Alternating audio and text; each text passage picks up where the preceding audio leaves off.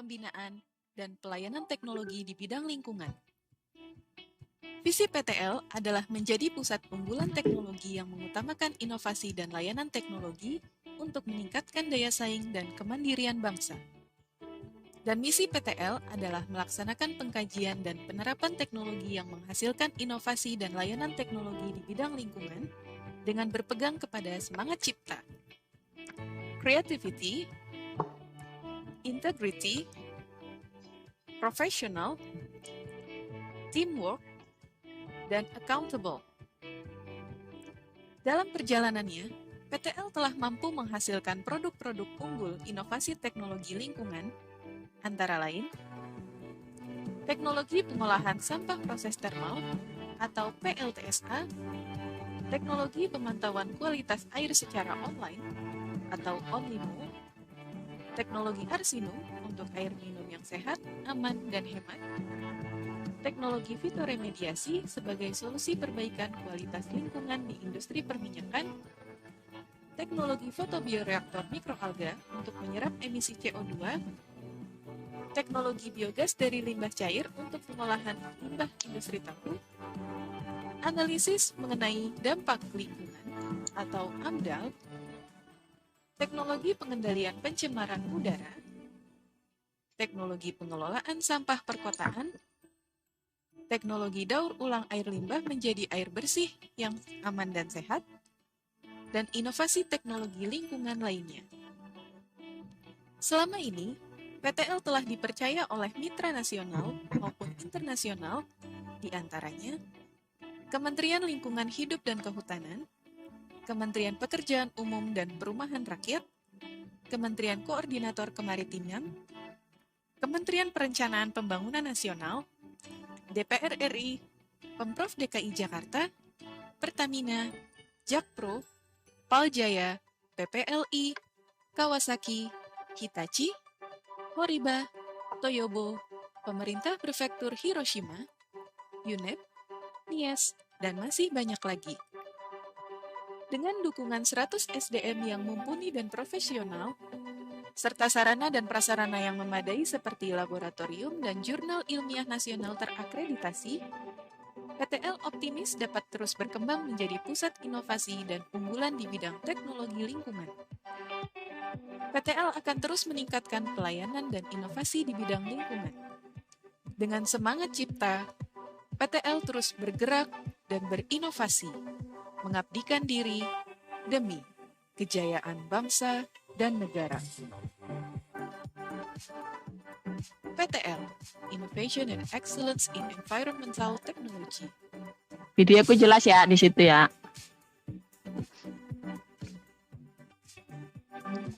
Jelas, Bu. Suara Wah, ini- Bang Anies cetar banget suaranya, mantap. Iya, cetar nih. Oh iya, kayak speaker, kayak mikrofonnya Syahrini ya. Gede. Mantap. Bu Anies, ini paparannya mau saya tampilkan atau Ibu sendiri yang tampilkan? Nggak apa-apa deh, sama Rizky kayaknya aku lelet soalnya ya. Nanti ya. Oh, baik Bu, baik Bu. Nah, Khawatirnya ya saya slow respon gitu. Khawatirnya jadi biar Ibu lebih enak dari pembawaannya. Nggak atau saya coba aja nanti itu ya. Mungkin kayaknya lancar juga sih netnya. Ya, Ya aku aja deh nanti yang share screen ya. Iya. Udah tak buka. Saya cuma masukkan aja supaya Ibu lebih luwes aja, lebih enak dari penyampaiannya karena nextnya gitu. Kita menunggu. Oh iya. Iya. Iya benar.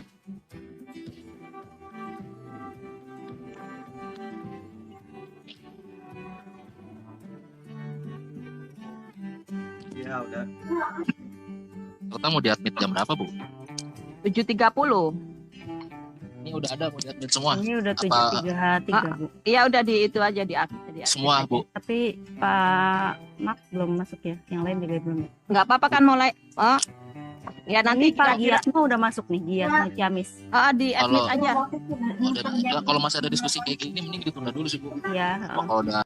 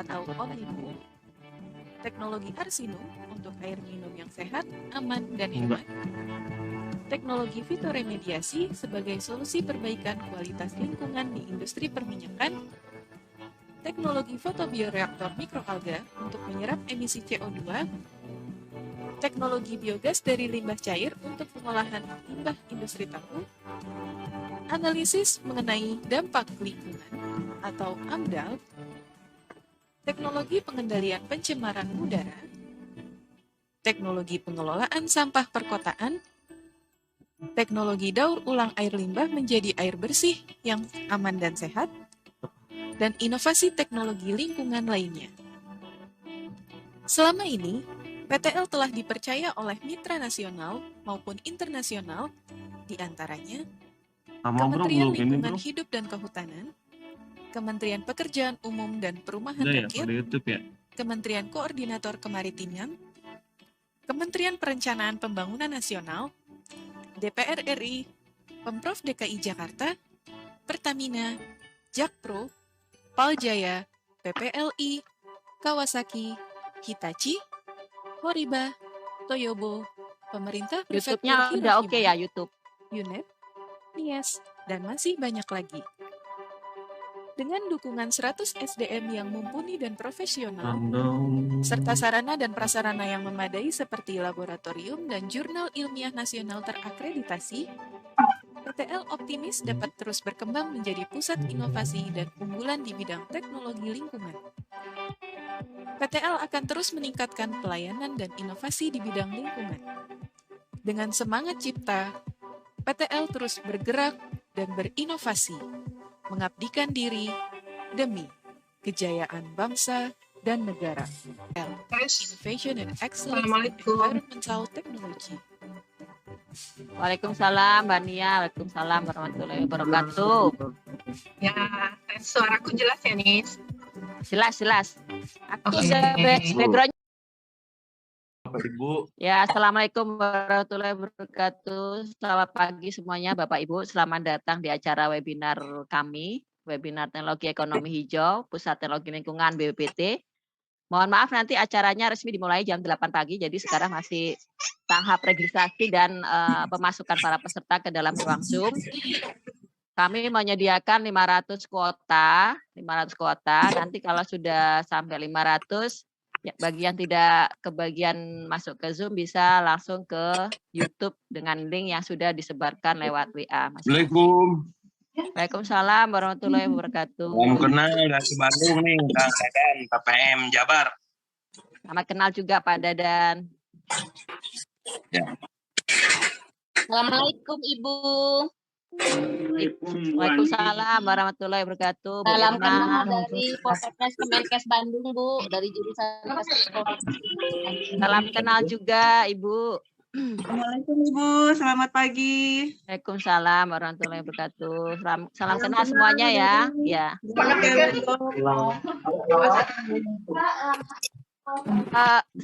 Salam kenal semuanya Bapak-bapak Ibu-ibu semua. dari Sekali lagi kami ucapkan selamat Recording bergabung. in progress. Sekali lagi kami ucapkan selamat bergabung di jaringan Zoom meeting ini. Pastikan internet Bapak dan Ibu stabil.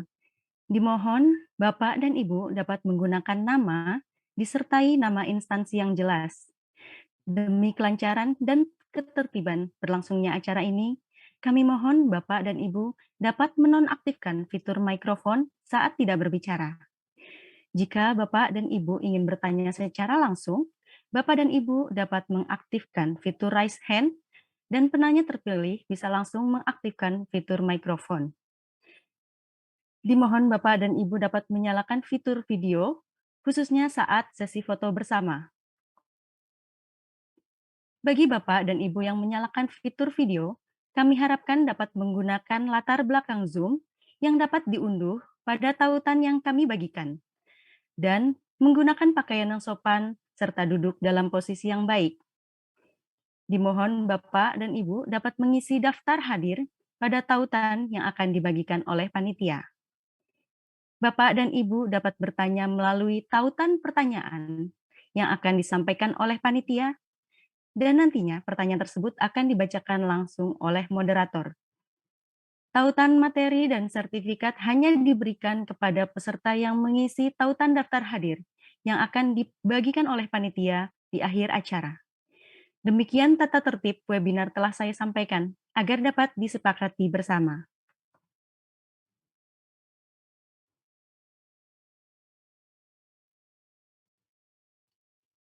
Bismillahirrohmanirrohim. Yang kami hormati, Direktur Pusat Teknologi Lingkungan TPSA BPPT. Yang kami hormati seluruh Direktur, Kepala Balai Besar, dan Kepala Balai di lingkungan BPPT. Yang kami hormati para tamu undangan. Yang kami hormati para narasumber webinar Teknologi Ekonomi Hijau, serta para peserta webinar Teknologi Ekonomi Hijau yang berbahagia. Assalamualaikum warahmatullahi wabarakatuh. Salam sejahtera bagi kita semua. Selamat datang di acara webinar Teknologi Ekonomi Hijau, memusnahkan sampah limbah organik dengan magot bernilai ekonomis, yang dilakukan secara daring Kamis 19 Agustus 2021. Bersama saya Ajeng Triana yang akan memandu jalannya acara hari ini. Bapak-bapak dan ibu-ibu sekalian, berikutnya kita akan mendengarkan paparan terkait dengan magot. Jadi akan ada pendahuluan atau introduction atau persamaan persepsi tentang apa itu magot dan teknologi pengelolaan sampah organik menggunakan magot yang akan disampaikan oleh Bapak Muhammad Ardi Elmeidian. Sebelumnya izinkan saya membacakan biodata singkat beliau. Bapak Elmeidian saat ini berusia 44 tahun, menempuh pendidikan menengah industri pariwisata negeri Jakarta tahun 1995. Kemudian memulai karir di bidang lingkungan sejak tahun 2008, antara lain dengan menjadi forum kader lingkungan, fasilitator pelatihan pertanian organik di kawasan Sapan, Kabupaten Bandung, kemudian juga mendirikan TRUST atau Technology Research and Waste Solution, suatu perusahaan pengelolaan sampah yang ramah lingkungan. Sejak tahun 2018, Pak Ardi Elmeidian telah mengembangkan budidaya BSF untuk pakan lele alternatif, sekaligus pemusnah sampah organik dapur di Kelurahan Cisurupan, Kota Bandung. Saat ini beliau juga Ketua Paguyuban Pegiat Magot Nusantara, selain tetap aktif melaksanakan workshop di bidang BSF hingga tahun ini. Kepada Bapak Muhammad Ardi Elmeidian, waktu dan tempat kami persilahkan. Waktunya sekitar 20 menit, Pak. Terima kasih Ibu Rahmadia atas waktunya. Terima kasih juga kepada BPPT yang telah memberikan kesempatan bagi kami, khususnya Paguyuban Pegiat Magot, untuk bisa menyampaikan beberapa hal terkait dengan dunia permagotan, atau khususnya lebih mendasar terkait dengan perspektifnya, Ibu.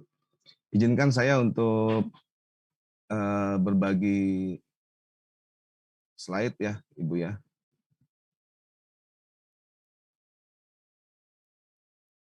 Sebelum saya memulai slide ini, tadi sudah Ibu Rahma jelaskan bahwa saya memulai terjun ke masyarakat itu di 2018. Namun memang belajarnya itu dari 2014, Bapak Ibu sekalian, dengan salah seorang pembina dari Paguyuban, Pak Profesor Agus Pakpahan.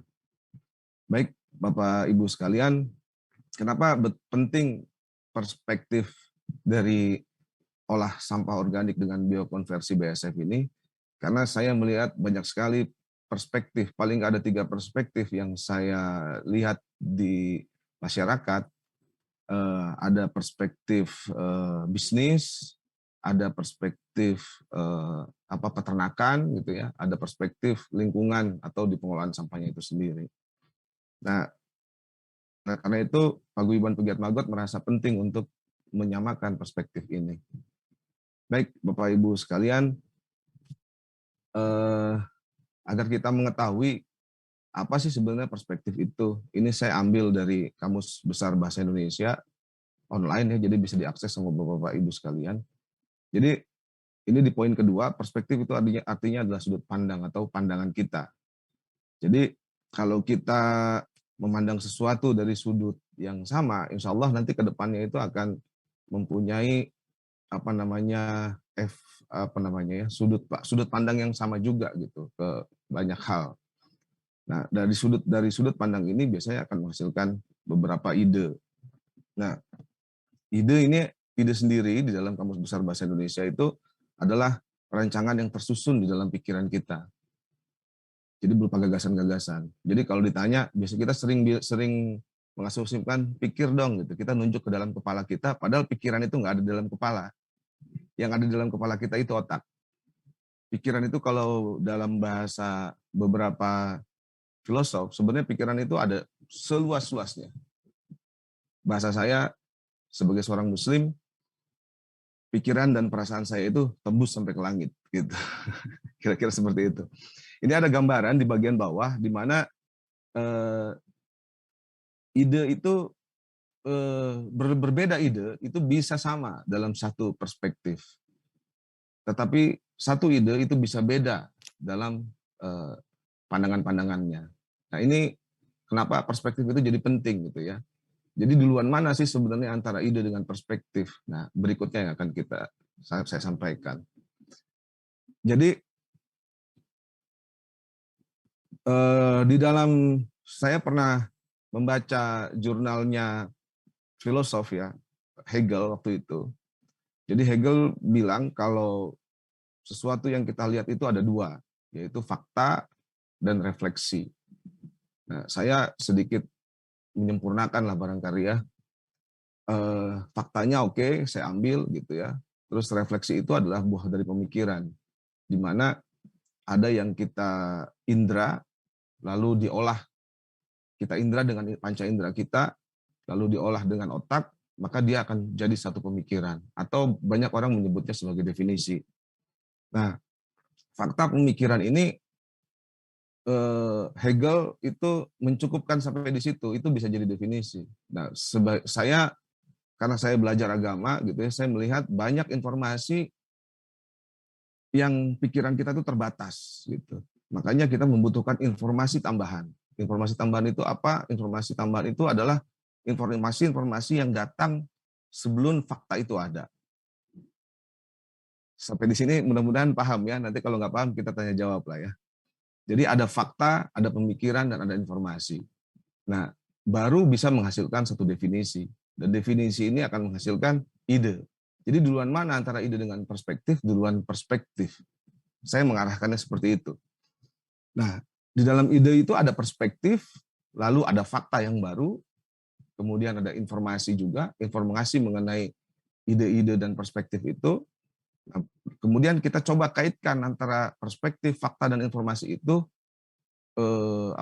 ikatan-ikatannya gitu, sehingga kita bisa membuat satu metode yang bisa jadi benar-benar baru gitu ya, atau metode yang mengadopsi dari beberapa pemikiran, sehingga ide itu bisa dilaksanakan dengan baik. Nah, ini tadi yang saya jelaskan. Berbeda ide itu bisa bertemu dalam satu perspektif, yaitu dengan win-win tadi. Nah, biasanya ini menggunakan ide-ide pragmatis gitu ya.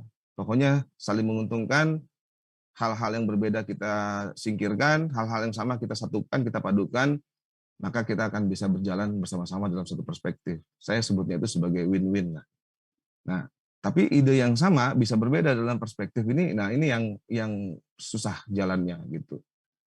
Nanti kita akan lihat beberapa definisi termasuk undang-undang dan dari seorang pakar persampahan tentang persampahannya, termasuk dengan BSF itu sendiri.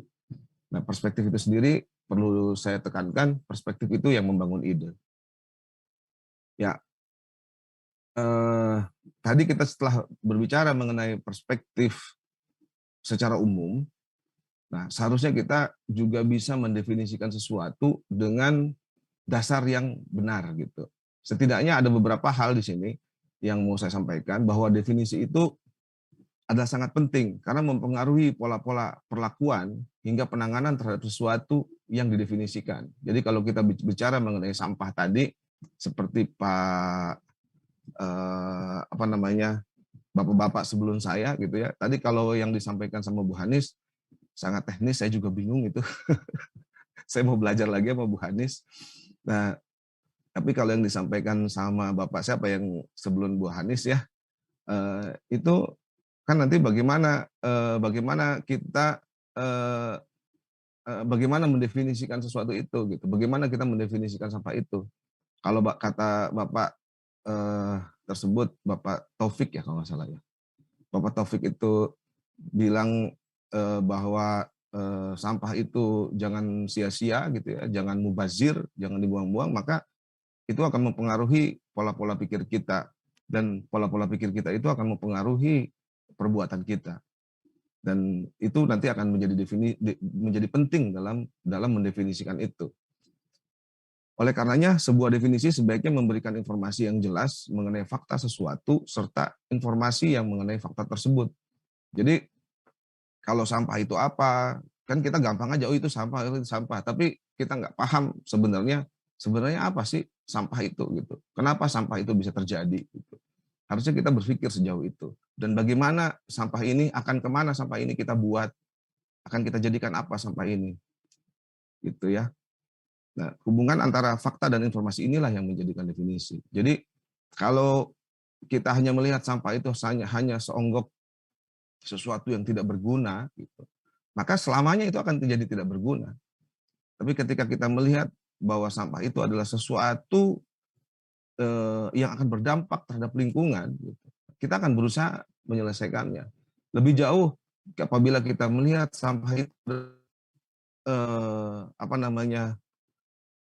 sesuatu yang memang Allah ciptakan, Sang Pencipta ciptakan gitu, lewat kebutuhan-kebutuhan kita. Kita kan nggak pernah minta lapar. Lapar itu kan datang dengan sendirinya. Artinya diciptakan lapar itu. Maka ketika kita mau makan, terus kita menghasilkan sampah misalnya, karena kita nggak mungkin kan makan kulit nanas misalnya. Kita nggak mungkin kan makan kulit singkong, walaupun saya suka makan kulit singkong ya, tapi sebagian orang tidak makan itu. Nah, berarti sampah itu adalah satu potensi dari kehidupan itu sendiri. Maka kalau kita melihat sampah itu adalah satu potensi dari kehidupan itu, dan sampah itu adalah bagian dari penciptaan, seharusnya kita akan semua itu sudah selesai karena penciptaan itu sempurna. Nah, inilah pentingnya definisi yang menyeluruh itu. Baik, saya akan masuk ke dalam beberapa definisi di sini. Jadi saya baca dari jurnal Diktat ya, diktat kuliahnya Profesor Henry Damanhuri, salah seorang guru besar yang sudah pensiun hari ini di Teknik Lingkungan ITB, Institut Teknologi Bandung, bahwa beliau mendefinisikan limbah, dan di dalam limbah itu nanti ada sampah, bahwa limbah menurut Profesor Henry Damanhuri adalah semua buangan yang dihasilkan oleh aktivitas manusia dan hewan, baik padat, lumpur atau sludge, cair maupun gas yang dibuang karena tidak dibutuhkan atau tidak diinginkan lagi. Ya, namun bahan-bahan tersebut kadang-kadang masih dapat dimanfaatkan dan dijadikan bahan baku. Nah, limbah itu sendiri dibagi menjadi dua, cair dan padat. Dan yang padat ini dikenal sebagai sampah domestik. Ini secara akademik Profesor Henry Damanhuri mendefinisikannya seperti itu. Kemudian kalau kita lihat sampah menurut Undang-Undang Nomor 18 Tahun 2008, ini senada karena diambil dari sumber yang sama yang disampaikan oleh Bu Hanis tadi, bahwa definisi sampah menurut Undang-Undang Nomor 18 Tahun 2008 tentang sampah adalah sisa kegiatan sehari-hari manusia termasuk alam yang berbentuk padat. Artinya ada kegiatan di sini, ada manusia, ada alam, dan padat. Itu yang disebut sampah. Jadi kalau cair nggak disebut sampah. Nah, saya melihat, saya coba merangkai definisi tadi dalam praktek saya sehari-hari gitu. Jadi bagi saya sampah itu adalah bagian dari kehidupan manusia yang pada prakteknya tidak dapat dihindari produksinya. karena terkait dengan pemenuhan kehidupan kita, kehidupan manusia. Maka sampah adalah sebuah sunatullah atau kausalitas dari kehidupan ini. Dan sunatullah atau kausalitas itu memiliki sifat-sifat alami atau qadar yang wajib. Artinya wajib ini fardu kifayah. Saya pernah beberapa kali diskusi gitu ya dengan MUI, fardu ain katanya. Jadi saya bilang ya fardu kifayah kalau nggak selesai jadi fardu ain gitu. Nah, tapi fardu kifayah itu nanti kita perlu membahas lebih jauh lagi karena di situ ada peran pemerintah yang demikian besar, maka tepatnya sebenarnya itu fardu kifayah. Nah, tapi ketika fardu kifayah itu tidak selesai maka itu jadi fardu ain. Gitu. Nanti kita bahaslah lebih jauh terkait bagaimana fardu kifayah dan fardu ain, diskusi sama kiai. Untuk diselesaikan ya. Jadi kalau nggak selesai jadi fardu ain, fardu kifayah itu. Karena sampah memiliki sifat-sifat alami, maka penyelesaiannya akan semakin mudah jika memahami sifat-sifat dasarnya dan bagaimana alam mencernanya.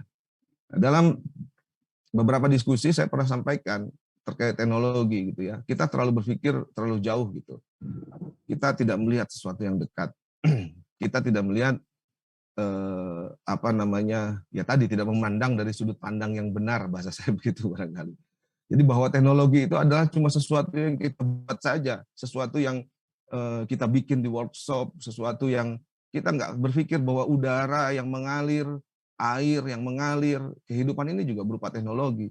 Lebih jauh, BSF itu adalah sebuah teknologi yang sangat tinggi. Bahkan tidak ada satu orang manusia pun yang mampu menciptakan BSF.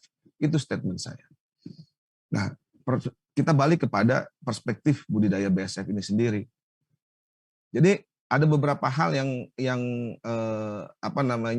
harus kita pahami dari satu sudut ya, memandang budidaya BSF itu. Kita sebutnya perspektif itu adalah pertama, BSF itu memakan sesuatu yang putrescible. Jadi kalau sampah disebutnya putrescible, sesuatu yang gampang membusuk. Jadi kalau di dalam definisi-definisi sampah, baik akademik maupun negara, menyebutkan bahwa yang putrescible itu disebutnya adalah organik. Walaupun nggak semua organik itu putrescible. Nah, tapi sebagian besar adalah putrescible. Maka BSF itu sangat erat kaitannya dengan sampah organik. Nah, saya nyebutnya di sini, di PPM itu sering, jadi ada buku statistik lingkungan hidup, statistik persampahan gitu ya, yang dikeluarkan oleh Kementerian Lingkungan Hidup waktu itu masih KLH, belum merger dengan Kehutanan, tahun 2008 itu menyebutkan bahwa sampah organik itu dapur, sampah organik dapur gitu. Jadi makanya sampai sekarang kami tetap menggunakan istilah itu disingkat jadi SOD. Maka BSF itu sangat erat kaitannya dengan SOD, sampah organik dapur. Dan perspektif BSF itu harus melalui sebuah pemikiran, sebuah perspektif tentang persampahan. Jadi kalau perspektif BSF itu melewati perspektif persampahan, saya nggak yakin ini akan menjadi sesuatu yang mudah gitu. Bahasa teman-teman di PPM itu, dan saya sering kali menyampaikan, kalau kita tidak memandang BSF dari sudut pandang persampahan, insya Allah ke depannya kita akan kecewa. Jadi karena ada sampah, maka sampah organik khususnya gitu ya, yang putrescible atau sampah organik dapur atau sering disebut sama kami itu sebagai SOD, diolah dengan BSF. BSF itu jadi pakan ternak atau ikan, kemudian juga bisa buat pertanian, pupuk padatnya atau komposnya atau kaskotnya kami sebut. Nah, itu akan menghasilkan satu ketahanan pangan yang dibutuhkan oleh manusia. Manusia menghasilkan sampah lagi. Dan begitu seterusnya dalam cycle yang tidak berhenti. Nah, keberhasilan budidaya BSF itu membutuhkan perspektif sampah organik dapur yang benar. Jadi kalau kita salah memandang sampah itu, saya yakin kesananya juga nanti akan salah. Ya, ini ada alur yang agak sedikit jelimet gitu ya. Sebenarnya simpel ini di sini. Jadi kalau kita melihat yang di bagian bawah itu adalah perspektif dari sisi bisnis, ya. Yang di atas itu perspektif sosial. Nah, kita bisa lihat nih ya, saya tulis di tengah ini ada bisnis, di bawah bahan baku, di bawahnya ada bisnis, di atasnya ada sosial. Nah, kalau kita lihat sampah, ya pada umumnya gitu, melihat dari undang-undang itu adalah pelayanan masyarakat, ada insentif dan ada disinsentif. Maka sebetulnya nggak ada biaya itu harusnya di situ untuk masyarakat ya. Tapi pemerintah mengeluarkan biaya karena dikaitkan dengan undang-undang. Kemudian ini bisa jadi bahan baku gitu, baik dari sisi sosial maupun dari sisi bisnis. Namun kalau dari sisi bisnis, yang namanya bahan baku itu pasti biaya gitu. Dan sampah itu nanti begini ya, salah satu contoh misalnya ketika para pegiat maggot itu datang ke pasar misalnya. Kemudian mereka bilang bahwa mereka adalah pebisnis maggot misalnya. Sama orang pasar langsung dia anggap berbeda gitu. Wah, ini berarti bisa jadi duit nih. Ini bisa, wah ini maka sampah akan berbayar nantinya. Ini yang tidak bagus. Sudut pandang yang tidak bagus. Maka saya selalu bilang kepada teman-teman, bilang sama siapa saja di seluruh dunia bahwa kita adalah pegiat sosial. Kami adalah pegiat lingkungan yang ingin menyelesaikan persoalan sampah dengan biokonversi BSF. Persoalan itu nanti ada bisnisnya, itu persoalan yang berbeda. Nah,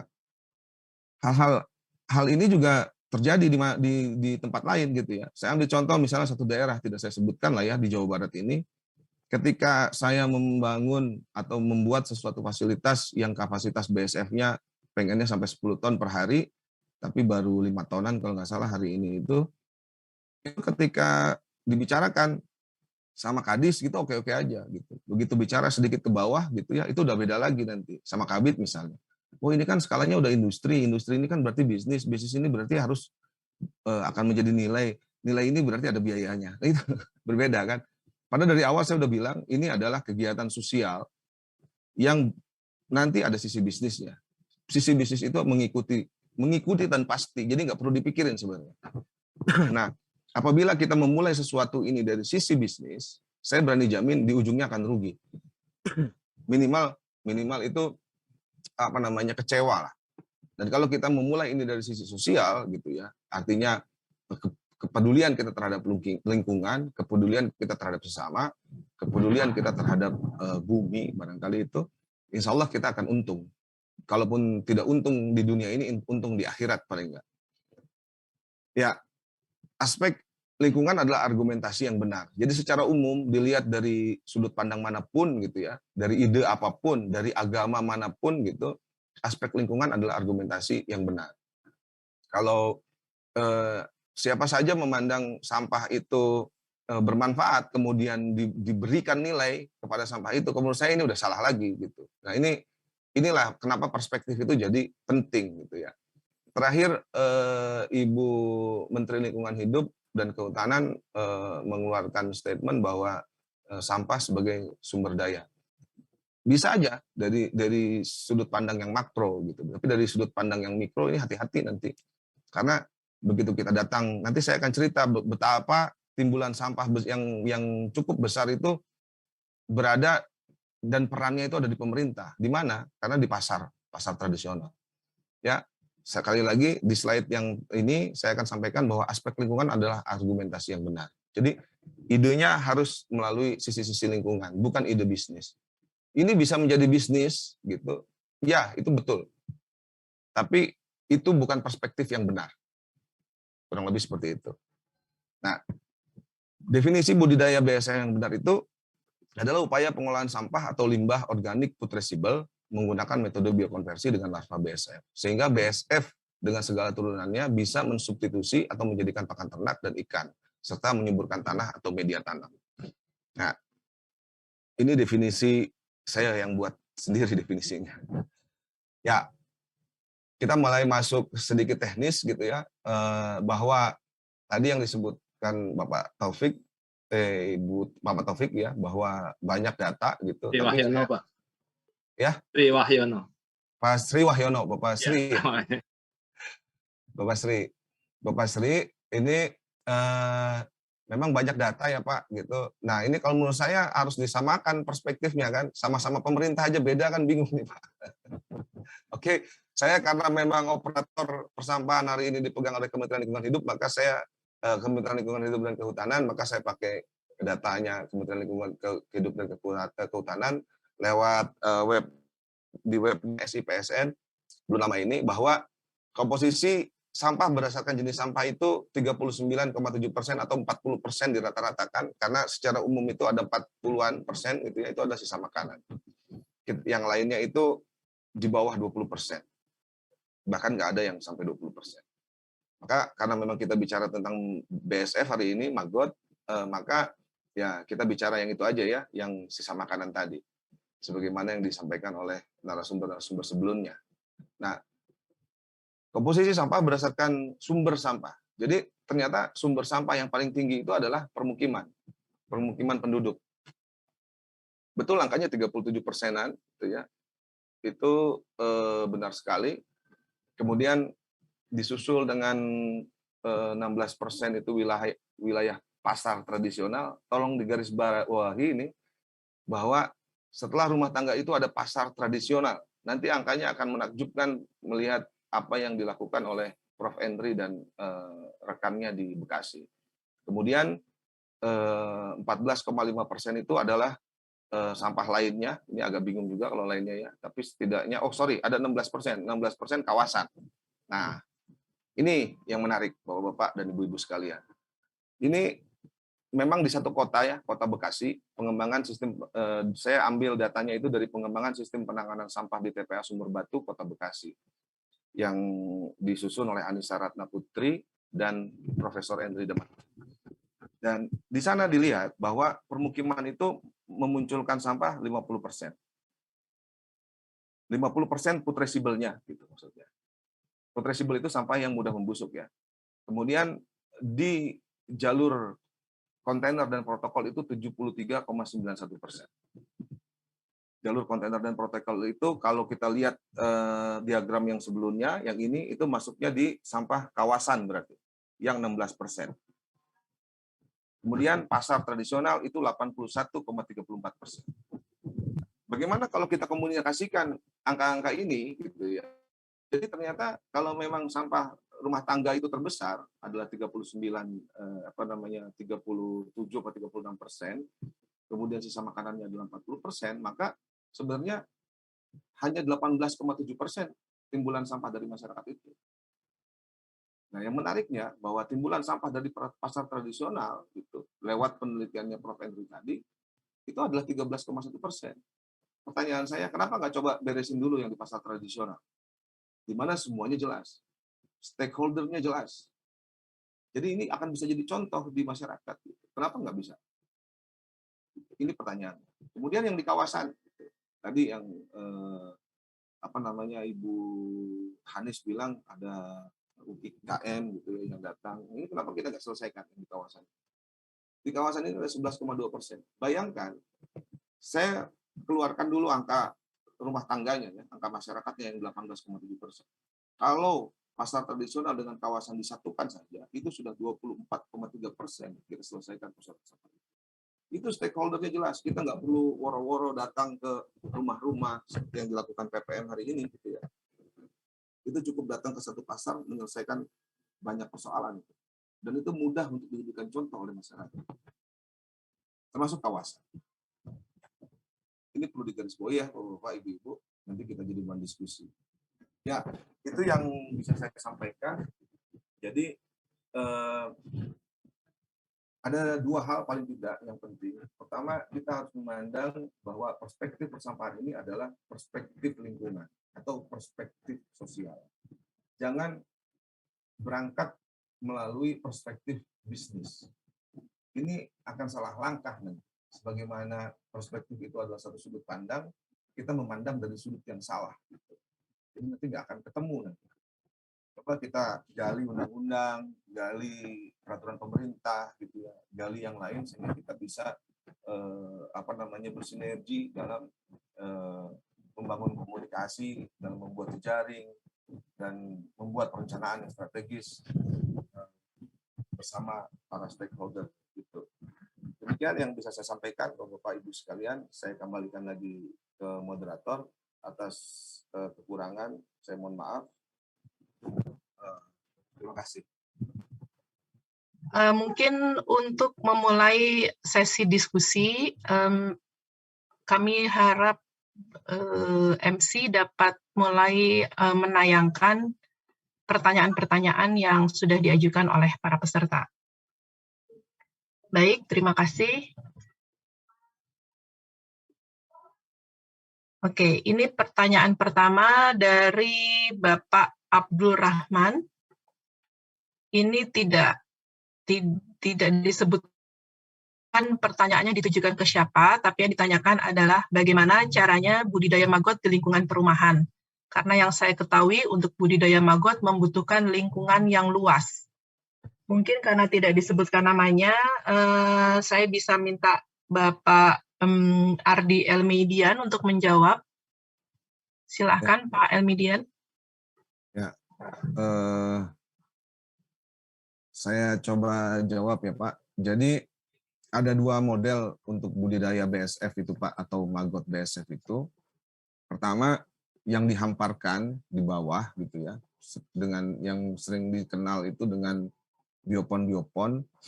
Nah, kemudian ada juga yang bisa disusun ke atas. Nah, yang diaplikasikan oleh PPM karena memang banyak bergerak di perkotaan, terakhir-terakhir ini aja di pedesaan gitu ya Bu, itu disusun. Jadi kalau disusun ke atas itu kami menggunakan box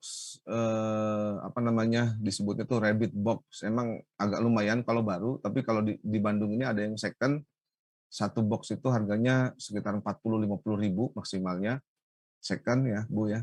Bekas industri, box industri, rabbit box 2022 itu bisa 1 meter persegi itu bisa sampai 100, maksimalnya 140 kilo SOD per hari. Nah, itu kita bisa susun ke atas 7 lantai, sekitar 7 kali 4, 28 box, itu kita bisa 140 kilo SOD per hari. Terus produksi maggotnya kurang lebih bisa per satu siklus itu sekitar 100 sampai 150 kilo lah per satu siklus, sekitar satu siklus larva ya. Satu siklus larva itu kita sebutnya larva dewasa, itu hari ke-10 sampai ke-18 itu bisa menghasilkan sekitar 100 kiloan lah. Mudah-mudahan bisa menjelaskan Pak. Itu Ibu Bu Rahma. Iya, terima kasih Pak Ardi. Bagaimana tadi kepada Bapak penanya? Atau ada yang mau ditayangkan Pak Ardi misalnya? Atau cukup seperti itu penjelasannya? Saya belum siapin Ibu. Ada sih, nanti bisa ada yang tersusun. Jadi gampangnya itu rabbit box itu panjangnya 60 cm, lebarnya 40 cm, ketebalannya sekitar yang 2022 itu ketebalannya 13 sampai 15 cm. Nah, itu kita bisa susun ke atas. Nah, dengan disusun ke atas itu kita akan efisiensi ruang. Memang pekerjaannya jadi lebih sulit ya. Kalau saya nggak sarankan ini untuk kapasitas-kapasitas besar, misalnya di atas 1 ton gitu misalnya, itu akan sangat menyulitkan karena harus nurunin naikin box itu tadi. Tapi kalau untuk kapasitas yang rumahan atau TPS ya 100-200 kilo maksimalnya 1 ton, itu pekerjaan nggak lebih dari 4 jam Bu untuk ngejalanin itu tuh. Demikian Bu. Jadi 1 meter persegi bisa 140 kilo sampah organik setiap hari. Demikian Bu. Kalau yang di bawah, saya belum jelasin ya, yang di bawah itu per meter perseginya maksimal 20 kilo sampah organik. 20 kilo. Jadi kalau kita misalnya mau ngolah 10 ton, berarti tinggal dibagi aja tuh. 10.000 dibagi 20 kilo, berarti kita butuh sekitar 500 meter persegi. Kalau yang digelar di bawah. Nah, ini saya nggak saranin untuk yang di perkotaan, yang lahannya sempit. Saya lebih saranin kalau di perkotaan itu lebih terdesentral lah, Bu. 1 RW 1 misalnya, atau 1 desa, 1 kelurahan 1 gitu. Itu kayaknya bisa. Ini sudah direalisasikan di DKI, Bu, karena kami sempat minta audiensi dulu sama DLH DKI. Kebetulan juga sekarang belakangan mantan kadis ya sekarang, dulu masih kadis. Terus saya minta juga untuk jadi pembinanya PPM, untuk Pak Ando Nowari. Ini katanya, konon ceritanya di DKI itu, walaupun karena PPKM, jadi saya belum pernah lihat langsung ke lapangan, itu udah ada 250-an titik katanya di DKI itu yang menggunakan model-model yang bertumpuk itu, Bu. Yang nanti aplikasinya bisa lihat, kalau misalnya pakai Rabbit Box itu mahal ya, nanti bisa pakai. Nah inilah fungsinya PPM, Bu. Fungsinya Paguyuban Pegiat Magot itu mensosialisasikan nggak harus mahal gitu, Bu. Jadi ada hashtag yang kita sering pamerkan itu, sederhana juga kita bisa gitu. Ya, mudah-mudahan ini bisa menjawab, Bapak. Kalau tidak bisa menjawab, nanti bisa kontak saya langsung, nomor telepon saya, nggak apa-apa saya sebutin ya, Bu? Silakan, Pak. Ya, nomor telepon saya 0817, saya ulangi 0817 21 5149. Saya tulis juga deh di ini ya, di chat ya. 0817 21 5149. Ardi. Ya, terima kasih, Bu. Ya. Ya. Pertanyaan berikutnya dari kita nggak tahu namanya, ini anonimus ya. Selain maggot, adakah hewan lain yang dapat memberikan fungsi serupa dalam pengolahan sampah organik? Mungkin saya sampaikan ke Pak Ardi dulu. Silakan Pak Ardi. Ya, selain maggot BSF, yang saya tahu itu cacing sebenarnya, Bu. Makhluk makro yang bisa melakukan biokonversi. Tapi sebenarnya kalau kita melihat para pendahulu kita ya, sebenarnya biokonversi itu tidak dilakukan hanya makhluk-makhluk yang sifatnya insek aja, yang sifatnya serangga aja. Tapi juga dilakukan oleh ayam, gas. Kan sebenarnya itu biokonversi juga, biokonversi langsung istilahnya. Jadi biokonversi langsung itu biokonversi yang si ternaknya itu nanti langsung kita makan. Kan beda kalau sama cacing kan kita nggak langsung makan. Terus kita makannya melalui satu medium lagi, misalnya lewat ayam, lewat ikan gitu ya. Demikian juga dengan maggot BSF. Maggot BSF ini kan sebenarnya kalau bahasa Indonesianya makan belatung, maggot itu kan bahasa Inggris. Sebenarnya semua jenis belatung itu hampir sama. Semuanya memakan sesuatu yang putrescible itu tadi, yang mudah membusuk itu. Dan semua jenis belatung itu, kalau saya baca literatur itu, nggak ada yang berbahaya. Yang berbahaya itu justru nanti ketika mereka jadi lalat. Nah, perbedaannya dengan BSF ini lalatnya tidak berbahaya gitu. Jadi BSF ini relatif aman dari awal sampai akhir. Belum ada bukti gitu ya bahwa BSF ini mengganggu misalnya. BSF ini membawa penyakit gitu sebagai vektor penyakit itu belum terbukti. Nah, hal lain yang saya pernah tahu, BSF ini katanya pernah mengganggu peternakan lebah madu gitu, tapi itu tidak terbukti. Jadi karena banyaknya populasi BSF, terus tiba-tiba lebah madunya terganggu. Kenapa tidak terbukti? Karena lalat BSF ini umurnya cuma 1 minggu, sedangkan lebah madu umurnya bisa 1 tahun, gitu. Jadi nggak terganggu. Nah, jadi argumentasinya belum ada gitu. Kalau BSF ini dari lalatnya itu mengganggu. Kemudian lalat BSF itu tidak suka bertemu sama manusia dan dia senang tinggal di pepohonan karena habitat aslinya adalah pohon. Maka dia nggak mau tuh masuk ke rumah gitu ya, nggak punya kepentingan. Kenapa? Karena lalat ini tidak makan. Dia hanya sedikit minum, bahkan untuk daerah-daerah yang lembab seperti Bandung ya, di tempat saya tinggal, sepertinya lalat BSF ini nggak butuh minum secara khusus, karena dia mampu menyerap partikel-partikel air yang ada di udara. Jadi kalau pertanyaannya tadi, balik lagi, adakah selain BSF ada cacing yang saya tahu. Terus biokonversi umum yang dilakukan oleh masyarakat kita sebenarnya itu langsung lewat ayam, lewat bebek gitu ya. Jadi sampah-sampah kita yang masih 2 hari gitu ya maksimalnya itu bisa dibiokonversi dengan ayam, dengan bebek.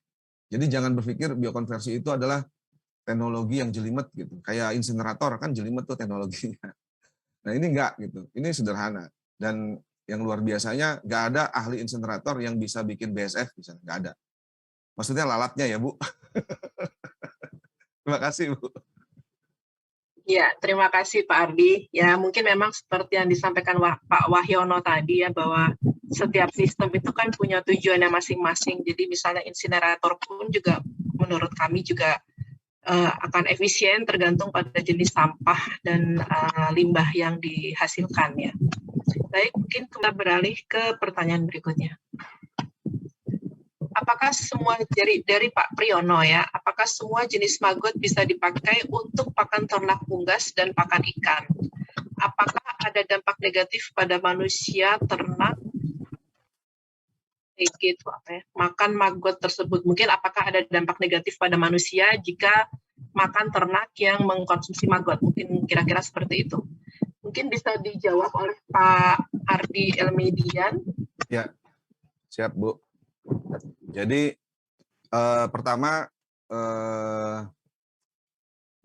pertanyaannya apakah ternak yang memakan maggot itu akan berdampak kepada manusia? Ya berdampak, manusianya jadi lebih sehat pasti. Jadi lebih sehat.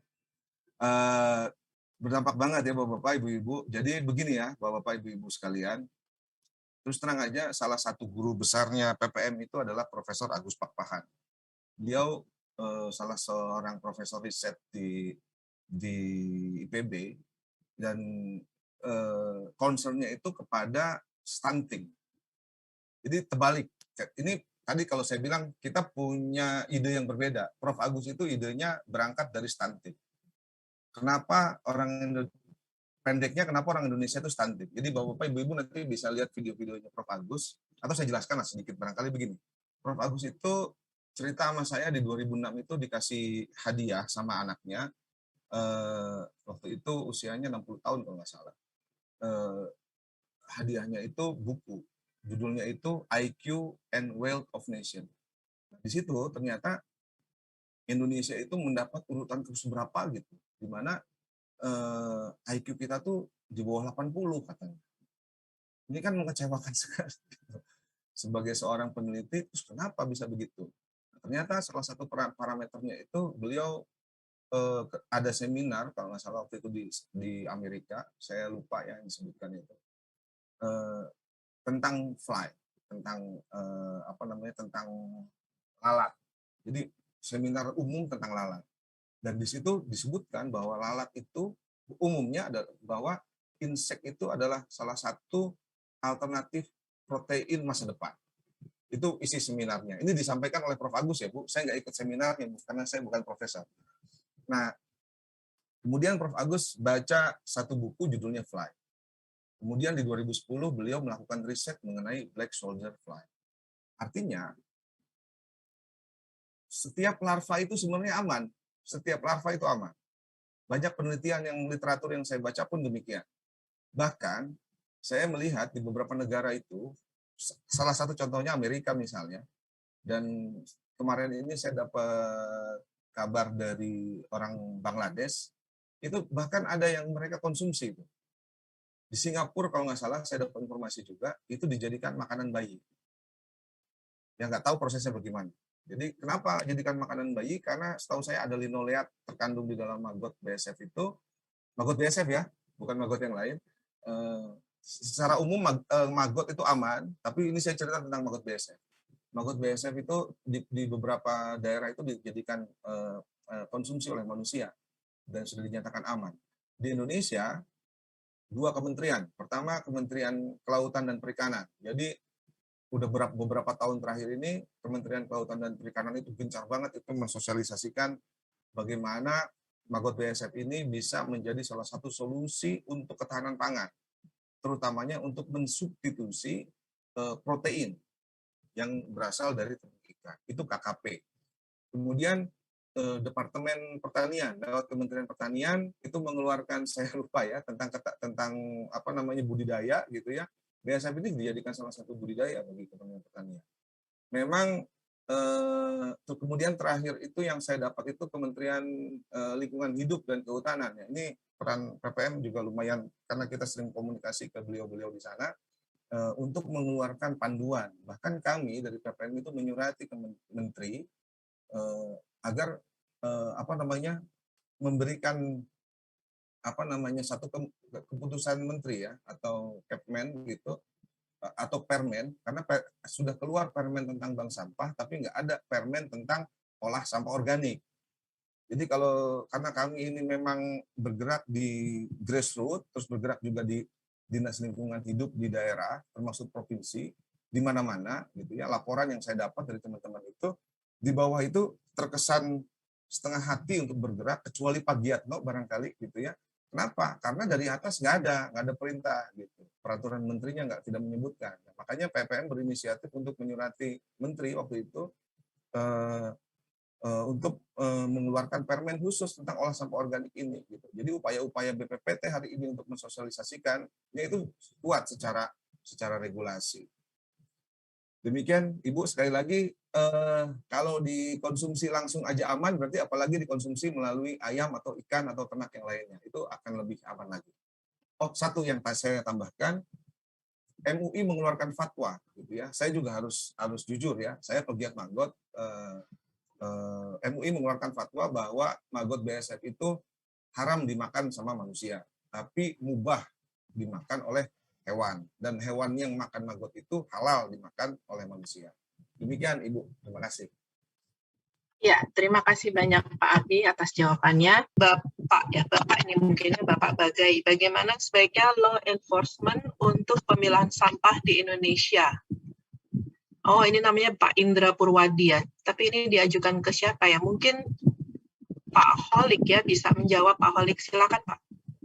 Ya, nanti saya berharap Pak atau narasumber yang lain bisa membantu law enforcement terkait pemilihan sampah dan seterusnya. Ya mungkin tidak hanya law enforcement tapi juga fasilitas disiapkan ketika pemilahan juga diangkut dengan ada jadwal atau ada alat angkut terpisah, itu teknis bisa diatur. Jadi tidak hanya masalah law enforcement, tapi juga fasilitasi juga perlu seimbang dan juga kesadaran warga. Jadi semua pihak ikut terlibat dan juga mungkin saling mengawasi itu juga perlu gitu ya. Kalau ada yang buat curang ya harus berani menegur dan sebagainya. Itu agak mengambang, tapi mungkin Pak Wahyono dan mungkin Pak Yatno yang sudah di level ini ya yang di lapangan yang betul-betul berhadapan dengan masyarakat mungkin bisa nambahkan. Silahkan, Mbak. Iya, terima kasih Pak Holik. Mungkin Pak Giatno bisa menambahkan karena dari terima kasih Bu. Ya, memang kalau misalkan sampah itu harus dipilah dari sumbernya gitu, sehingga itu akan memberikan biaya yang rendah gitu. Kalau misalkan nggak dipisah nggak bisa, kalau nggak dipilah dari rumah nggak bisa, karena kalau sudah tercampur ya tentunya nanti masyarakat yang akan mengolah sampahnya itu pada nggak mau. Jadi kuncinya bahwa pemilahan memang harus dari rumah, dari sumber ya, sehingga itu akan meningkatkan pendapatan dari itu sendiri gitu. Sehingga yang dikelola itu benar-benar terpilah mana organik dan anorganik. Kalau di Ciamis sih masyarakatnya kalau yang belum terbentuk bank sampah itu masih biasa tercampur di TPS, tapi kalau yang sudah terbentuk bank sampah itu sekitar di wilayah kawasan itu pasti masyarakatnya itu sudah memilah sampah dari rumah dan langsung mengantarkan ke bank sampah. Jadi di bank sampah itu sudah terjadwal penerimaannya itu hari apa itu sudah terjadwalkan dengan pasti di setiap bank sampah itu. Itu Pak Inten, Bu. Terima kasih. Iya, tadi pertanyaannya juga yang terkait dengan law enforcement, bagaimana Pak penegakan hukum? Mungkin Pak Giatno punya pengalaman, misalnya ada industri atau kawasan rumah yang membuang sampah secara sembarangan gitu. Kalau di kita memang perdanya kita sudah ada ya, Perda nomor 2 tahun 2018 itu memang sudah ada sanksi bagi pembuang sampah itu ya, itu sudah ada perdanya, tapi di dalam penerapannya kami belum 100% untuk menerapkan. Tapi kami pernah, Bu, ada satu masyarakat kami yang di viral itu ya di medsos dengan nomor mobil sekian-sekian itu ternyata kami disuratin, ada surat dari Pak Gubernur DKI ke kami, ke Pak Bupati kami, bahwa ada pemilik kendaraan nomor sekian melempar sampah di jalan dan itu terekam itu di CCTV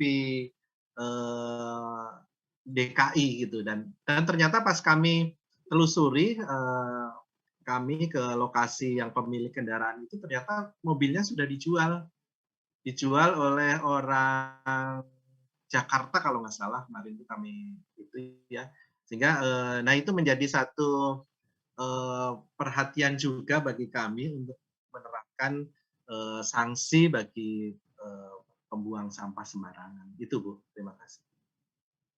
Ya, terima kasih Pak Giatno. Saya tambahkan mungkin Bu Rahmadi. Silakan Pak.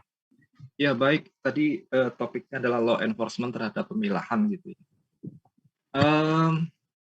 Ini menjadi susah Bapak dan Ibu sekalian. Kalau kita lihat di banyak kota kabupaten itu layanan pengangkutan sampahnya itu rendah.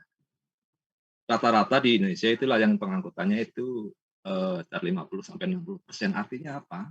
40% sampai 50% sampahnya nggak terangkut. Nah, kalau kemudian diterapkan law enforcement Anda harus memilah sampah, tentunya tidak berkeadilan. Itu bisa dilakukan kalau seluruh penanganan sampahnya juga sudah 100% ditangani dengan baik, baru kita gencarkan itu. Yang ingin saya sampaikan bahwa untuk law enforcement seperti ini ada banyak instrumen yang harus dimainkan. Ini hal yang mendasar. Pertama instrumen finansialnya, kemudian kedua instrumen sosialnya, kemudian instrumen kelembagaannya, maupun instrumen hukumnya. Instrumen finansialnya misalnya, itu harus dibangun. Katakanlah kalau kita ingin warga memilah sampah, dari hulu hilirnya juga sudah siap. Tempat pengolahan tempat sampahnya sudah terpilah, pengangkutannya sampah terpilah. Nanti juga kemudian industri sampahnya juga sudah siap akan itu. Dari sisi finansial itu harus mencukupi. Kemudian dari sisi sosial ada kampanye, ada sosialisasi dan sebagainya agar masyarakat memilah sampah di rumahnya masing-masing misalnya. Jadi kalau itu tidak dibangun dari berbagai instrumen itu, maka itu ya hanya angan-angan saja gitu. Terima kasih Bu Rahmania. Boleh menambahkan Bu Rahmania? Iya Pak Ardi. Ya, barangkali begini ya Bapak Ibu sekalian. Jadi tadi apa yang disampaikan sama Pak Holik secara makro itu memang benar gitu. Harus banyak elemen yang melakukan kontrol. Jadi kalau saya lihat dari sisi kelembagaan persampahan sendiri, misalnya dari sisi pusat ya, ibu-ibu, bapak-bapak. Pertama, saya melihat itu ada 3 komponen kementerian yang handling ini. Pertama, yang populer karena sudah lama itu adalah Kementerian PUPR. Kementerian PUPR itu adalah sebelum adanya perubahan, ada perubahan di 2018 itu, ini kan semuanya masih dipegang sama PUPR. KLH itu dulu KLH ya, belum kehutanan merger, itu hanya controlling aja. Jadi lembaga-lembaga di bawahnya itu jadi badan gitu. Nah, belakangan baru operasional ini setelah 2018 baru dipegang oleh KLHK. Jadi masih ada setidaknya 2 besar.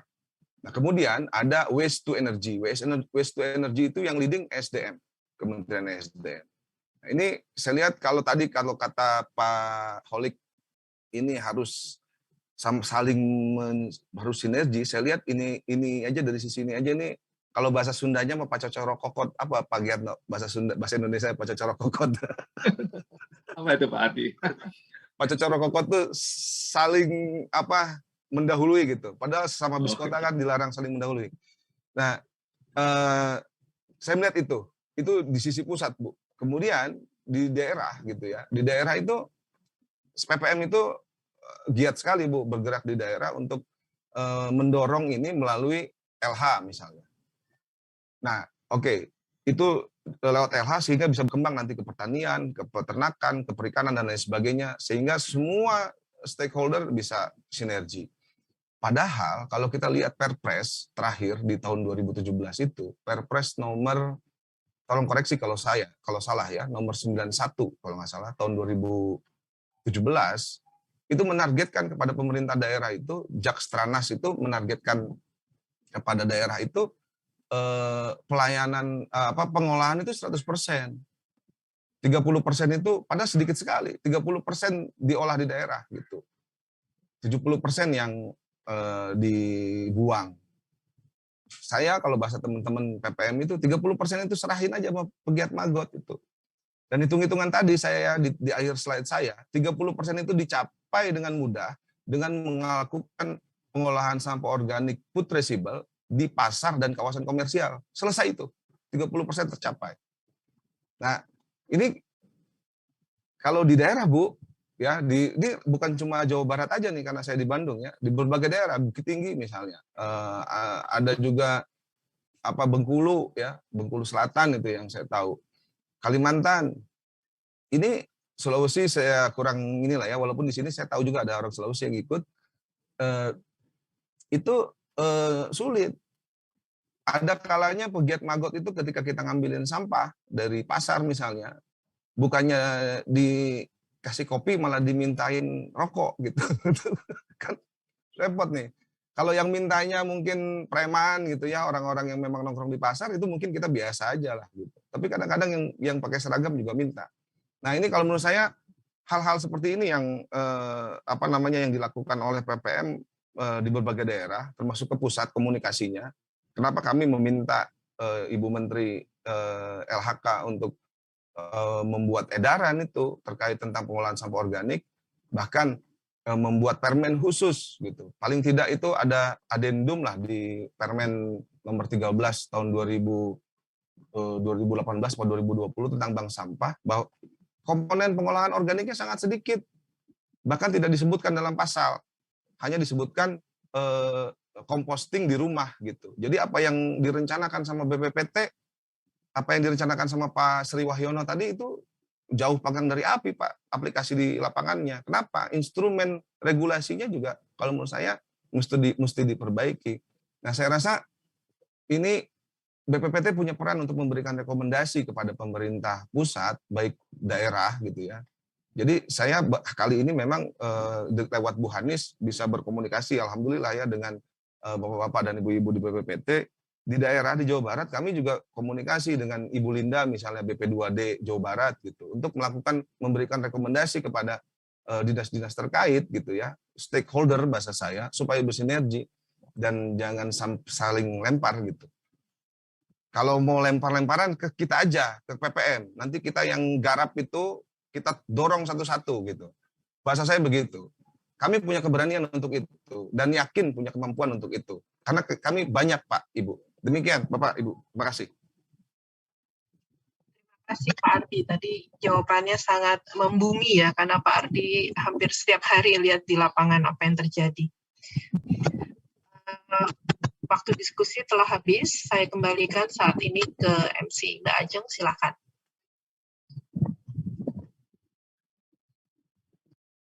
Baik, terima kasih kepada Ibu Rahmania Admirasari sebagai moderator.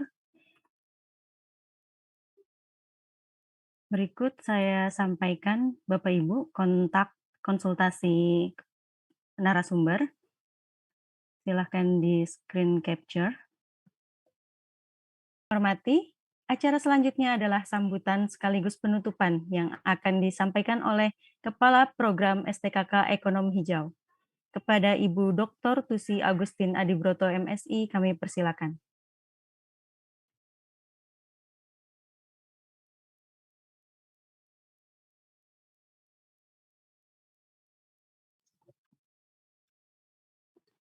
Masih mute. Bu Ajeng masih mute, Bu Tusi.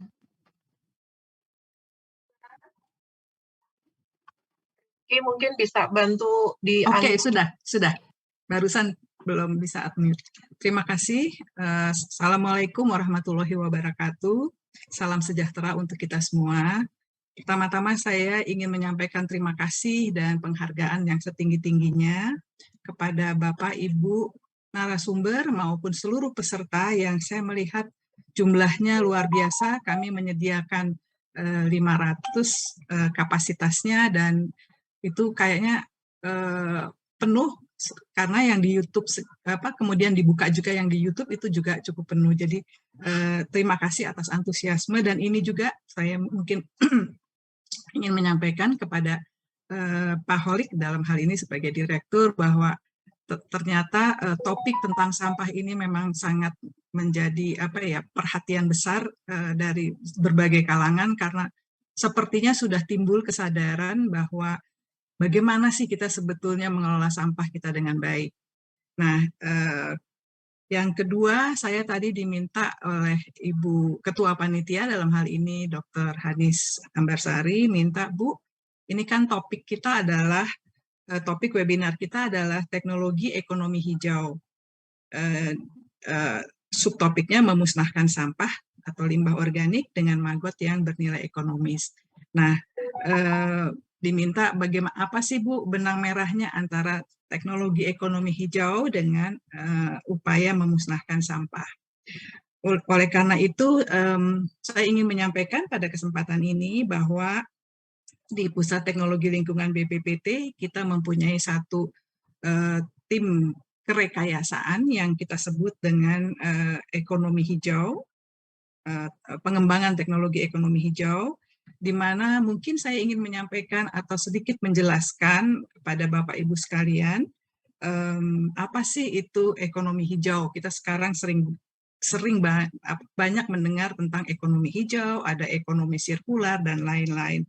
Nah, yang dimaksud dengan ekonomi hijau secara definitif adalah suatu upaya dalam rangka menumbuhkan atau meningkatkan pertumbuhan ekonomi yang baik ya, dengan juga meningkatkan inklusivitas sosial. Jadi bagaimana pertumbuhan ekonomi ini dibarengi dengan pemberdayaan seluruh lapisan masyarakat ya dalam rangka meningkatkan pertumbuhan ekonomi yang kuat ini, termasuk bukan hanya mengikutsertakan tetapi juga seluruh lapisan masyarakat itu nanti dapat memperoleh benefit semuanya sama-sama. Jadi jangan ada yang lebih banyak mendapatkan benefit dengan yang lebih, dan biasanya yang kurang mendapatkan benefit itu adalah golongan ekonomi yang boleh dikatakan masih agak sulit atau golongan ekonomi bawah. Sekaligus juga dengan ekonomi hijau ini, jadi tadi aspek pertama pertumbuhan ekonomi yang kuat, kemudian inklusivitas sosial, dan yang ketiga adalah dengan memperhatikan keterbatasan fungsi-fungsi yang ada pada lingkungan. Nah, itu yang disebut dengan ekonomi hijau. Ciri-cirinya sebetulnya ada 3 ya untuk ekonomi hijau ini, yaitu bagaimana kita dapat melakukan pembangunan yang rendah karbon. Karena kita ketahui bahwa selama ini pembangunan yang kita lakukan ini banyak sekali menghasilkan emisi karbon ke udara, sehingga mengakibatkan juga sekarang ini kita sudah tahu perubahan iklim, dan dari hasil working group terakhir ya untuk di PBB ini, bahwa perubahan iklim ini sudah tidak bisa main-main. Kita semua harus ikut berkontribusi di dalam rangka mencegah atau paling tidak mencegah supaya tidak terus meningkat begitu ya perubahan iklimnya itu, karena berbahaya sekali.